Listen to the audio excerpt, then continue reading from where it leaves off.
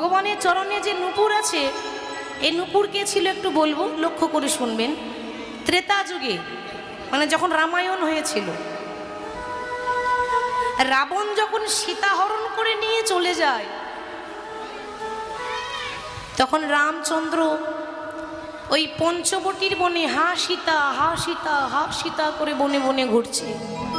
ও মা, ঘুরতে ঘুরতে ঘুরতে ঘুরতে আমার রামচন্দ্র একটু ক্লান্ত হয়ে গেলেন, মানে ঘুরতে ঘুরতে পথে ক্লান্ত হয়েছে। ক্লান্ত হয়ে চিন্তা করছেন কোথায় বসবো, কোথায় বিশ্রাম করব।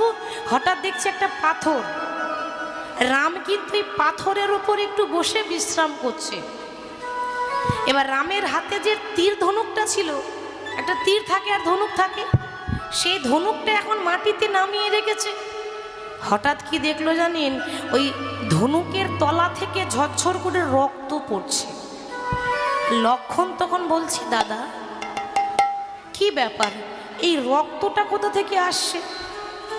তুমি তো এখন কোনো শিকার করনি, তাহলে তোমার তীর ধনুকের তল থেকে রক্ত পড়ছে কেন? তাই তো যেই না ধনুকটা তুলেছে, ওমা দেখছে ধনুকের তলায় একটা ব্যাঙ পড়ে আছে, আর এই ব্যাঙের ওপর ধনুকটা চাপা দিয়ে বসেছে। তো এবার ব্যাঙের গায়ে আঘাত লেগেছে, তো সে ব্যাঙের শরীরের রক্তটা কিন্তু ঝরঝর করে ঝরে আসছে। রাম কিন্তু চিন্তা করছে, আরে আমি অজান্তে একটা ব্যাঙকে আঘাত করে দিলাম।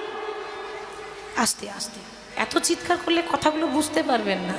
ওই ব্যাঙটাকে রাম তখন হাতে করে নিয়ে গায়ে হাত বুলিয়ে বলছে, ওরে ব্যাঙ, এ জগতে মানুষ যখন বিপদে পড়ে তখন ভগবানকে ডাকে, তাই না মা, যে হে হরি রক্ষা করো। তা তুই যখন বিপদে পড়লি আমাকে ডাকলি না কেন? ব্যাঙ তখন কাঁদতে কাঁদতে বলছে, প্রভু তুমি ঠিক বলেছ, এ জগতে মানুষ বিপদে পড়লেই ভগবানকে ডাকে, হে গোবিন্দ রক্ষা করো। কিন্তু ভগবান যদি নিজেই কষ্ট দেয়, তাহলে বলো বলো আমি আরে কারে বা ডাকিব? বলো বলো আমি কারে বা ডাকিব? বলো আমি কারে বা ডাকিব? বলো বলো